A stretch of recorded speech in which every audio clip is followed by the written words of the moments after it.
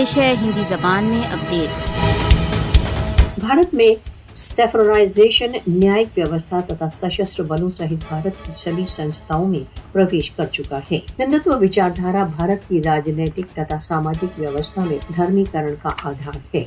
भारतीय न्यायिक व्यवस्था निरंतर फासिस्टवादी मोदी शासन का एक उपकरण बन गई है। मोदी के सत्तारूढ़ होने के पश्चात से भारतीय न्यायिक व्यवस्था ने न्याय को एक ओर करते हुए धार्मिक कार्यसूची को अपना लिया है। मुसलमानों से संबंधित केसों में न्यायिक व्यवस्था निरंतर मोदी सरकार का पक्ष लेती है।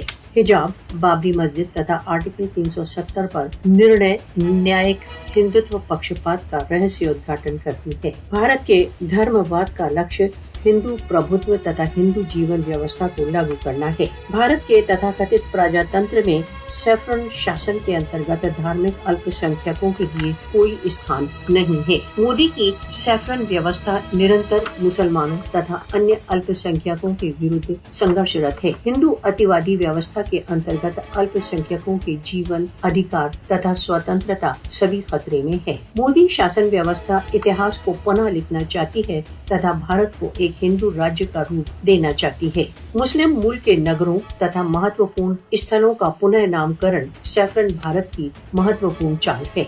हिंदूकरण की इस प्रक्रिया के परिणाम न केवल भारत वरन संपूर्ण विश्व के लिए विनाशक सिद्ध होंगे। भारत को एक फासिस्टवादी राज्य होने से रोकने के लिए अंतर्राष्ट्रीय समुदाय को सक्रिय होने की आवश्यकता है।